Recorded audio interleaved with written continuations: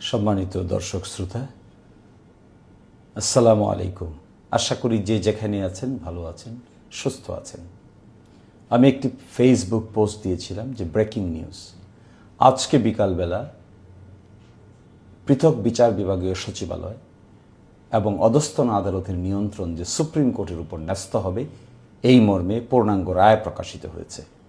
আমাদের high court division এই মর্মে সুস্পষ্ট রায় দিয়ে বলেছেন যে এখন থেকে অধস্তন বিচার বিভাগের নিয়ন্ত্রণ থাকবে সুপ্রিম কোর্টের উপরে, রাষ্ট্রপতির উপরে নয়, সরকারের উপরে নয়, অন্য কোনো কর্তৃপক্ষের উপরে নয়। এই সুপ্রিম কোর্টের উপর নিয়ন্ত্রণ থাকার অর্থ কী? অর্থাৎ তাদের বদলি, তাদের ছুটি, তাদের পদোন্নতি এবং তাদের শৃঙ্খলা সব কিছুই নিয়ন্ত্রণ করবে সুপ্রিম কোর্ট। সরকারের অন্য কোনো অর্গান এটি নিয়ন্ত্রণ করতে পারবে না, কোনো এক্সিকিউটিভ এটি নিয়ন্ত্রণ করতে পারবে না। সরকার উপযুক্ত মনে করলে কিছু করতে পারবে না, সুপ্রিম কোর্টই করবে। এবং সুপ্রিম কোর্ট করার জন্য এটিকে পৃথক বিচার বিভাগীয় সচিবালয় দরকার। এই জন্য অন্তর্বর্তীকালীন সরকার পৃথক বিচার বিভাগীয় সচিবালয় তৈরি করেছিলেন, কারণ এই কাজগুলো করতে গেলে সাচিবিক এবং দাপ্তরিক সহযোগিতা ছাড়া করা সম্ভব নয়। এবং এভাবে পৃথক বিচার বিভাগীয় সচিবালয় প্রতিষ্ঠিত হয়েছে। কিন্তু এখন আমরা শুনছি এই অধ্যাদেশটিকে বাতিল করার জন্য প্রস্তাব করা হয়েছে। তো আমি রিকোয়েস্ট করব, আজকে যে রায় প্রকাশিত হয়েছে এই রায়ের আলোকে পৃথক বিচার বিভাগীয় সচিবালয় প্রতিষ্ঠা অনিবার্য এবং 3 মাসের মধ্যে এই পৃথক বিচার বিভাগীয় সচিবালয় পরিপূর্ণভাবে কাজ করতে হবে। তখন এই রায় প্রকাশ হয় নাই যখন এই অধ্যাদেশ জারি করা হয়েছিল, তারপরে অধ্যাদেশের আলোকে উদ্যোগ নেওয়া হয়েছে। আর আপনারা এখন এটিকে ধ্বংস করতে চাচ্ছেন, এটি সঠিক পদক্ষেপ নিচ্ছেন না। আজকের রায়ের প্রতি আমরা মনে করি পার্লামেন্ট বলেন, সরকার বলেন, আপনারা শ্রদ্ধা দেখাবেন, সম্মান দেখাবেন। আদালতের প্রতি আপনাদের সম্মান থাকবে, শ্রদ্ধা থাকবে। এই সম্মান শ্রদ্ধাকে সামনে নিয়ে আপনারা সুপ্রিম কোর্টের উপর অধস্তন বিচার বিভাগের সকল দায় দায়িত্ব ন্যস্ত করবেন।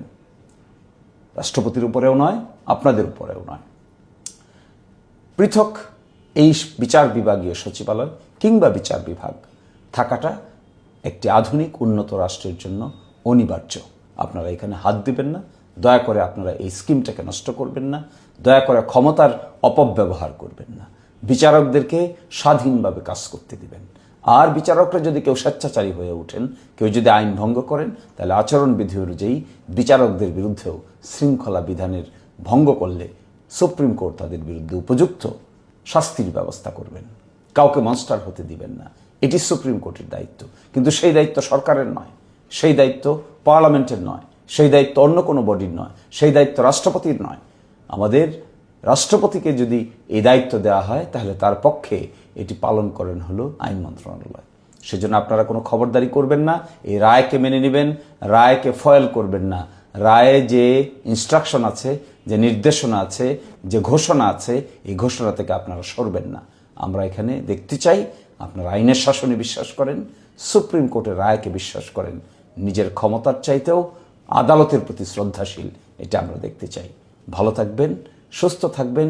নিম্ন আদালতে যারা অ্যাসিস্ট্যান্ট জাজ আছেন, সিনিয়র অ্যাসিস্ট্যান্ট জাজ আছেন, অ্যাডিশনাল ডিস্ট্রিক্ট জাজ আছেন এবং একই সাথে যারা ডিস্ট্রিক্ট জাজ আছেন, বিভিন্ন ট্রাইব্যুনালে আছেন, তাদের পদোন্নতি, তাদের বদলি, তাদের ছুটি এবং তাদের শৃঙ্খলা সব কিছুই এখন থেকে সুপ্রিম কোর্টই তার ভাগ্য নির্ধারণ করবে।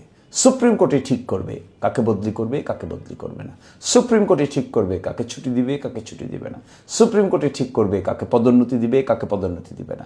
সুপ্রিম কোর্টে ঠিক করবে কার বিরুদ্ধে উপযুক্ত শৃঙ্খলা বিধি ভঙ্গের দায়ে শাস্তিমূলক ব্যবস্থা নেবে, কার বিরুদ্ধে নেবে না।